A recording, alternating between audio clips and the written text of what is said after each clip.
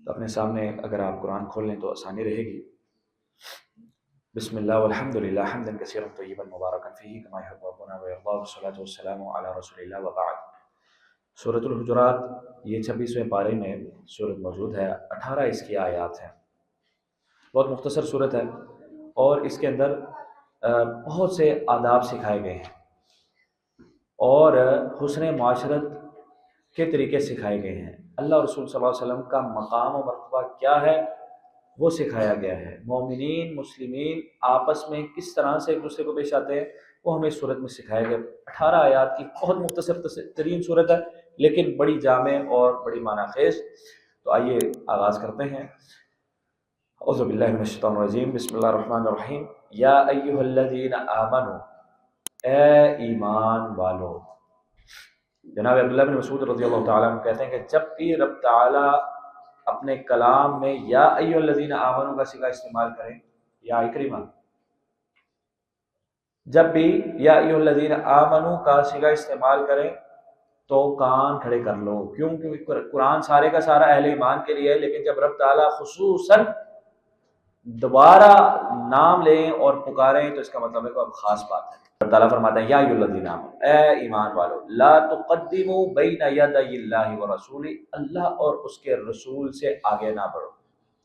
اللہ اور اس کے رسول سے آگے نہ بڑھو۔ رب تعالیٰ نے سورہ احزاب میں فرمایا وما كان لمؤمن ولا مؤمنة اذا قضى الله ورسوله امرا ان يكون لهم الخيرة من امرهم، جب اللہ اور اس کا رسول کوئی فیصلہ کر دے مسلمانوں اور مومنوں کے پاس اس کے بعد اختیار نہیں رہتا، اس کے بعد اختیار نہیں رہتا کہ اپنی من چاہی اور من مرضی کرتے رہیں۔ جب اللہ اور اس کے رسول کا فیصلہ آ گیا تو وہی حرف آخر ہے۔ تو یہاں پر رب تعالیٰ فرما رہے ہیں اللہ اور اس کے رسول سے آگے نہیں بڑھنا۔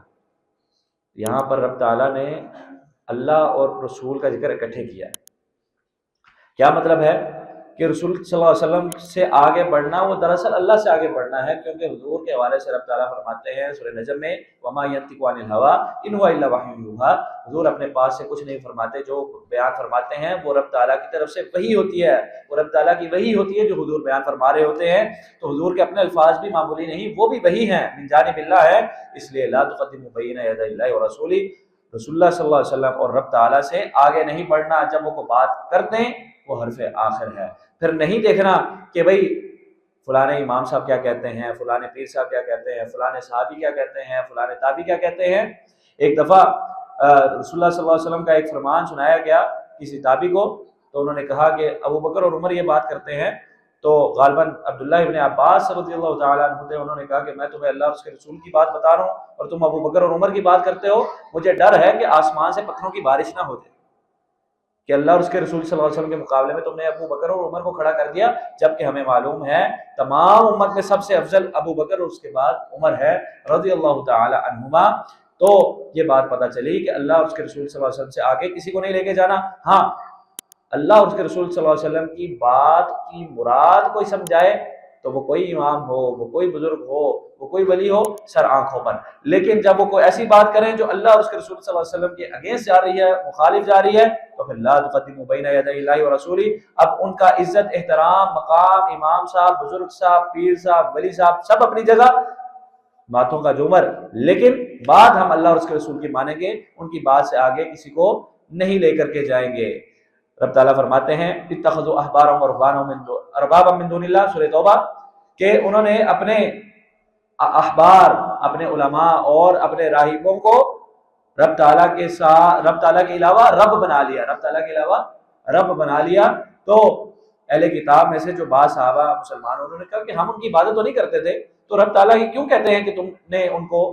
رب بنا لیا؟ حضور نے فرمایا کیا ایسا نہیں تھا کہ جب وہ کسی چیز کو حلال کرتے تھے تو تم حلال مانتے، جب وہ کسی چیز کو حرام کرتے تھے تو تم حرام مانتے؟ کہا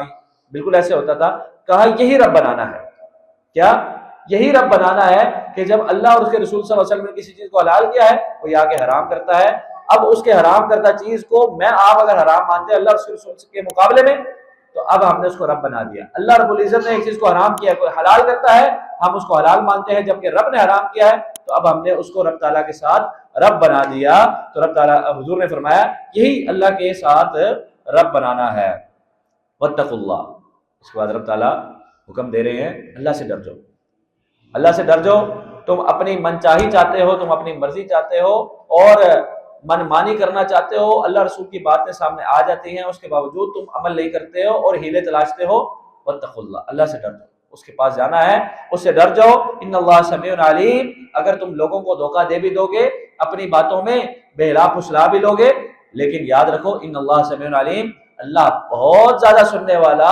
اور خوب علم رکھنے والا ہے، اسے پتہ ہے تیرے دل میں کیا چل رہا ہے، اگر تیرے دل میں کوئی گڑبڑ چل رہی ہے تو وہ اس سے واقف ہے، وہ جانتا ہے، اور اگر جہالت ہے تو اس کو دور کرنا چاہیے۔ جب اللہ اور اس کے رسول صلی اللہ علیہ وسلم کی بات آ گئی تو وہی حرف آخر ہے، وہی دستور ہے، وہی زندگی ہے، وہی حیات ہے، اور وہی مومن کی فتح اور کامیابی ہے۔ رب تعالیٰ سے دعا ہے رب تعالیٰ ہمیں اپنے حقوق اور اپنے نبی کے حقوق سیکھ کر اس کے مطابق اپنی زندگی ڈھالنے کی توفیق عطا فرمائے۔ وما توفیقی الا باللہ علیہ توکلت و الیہ انیب۔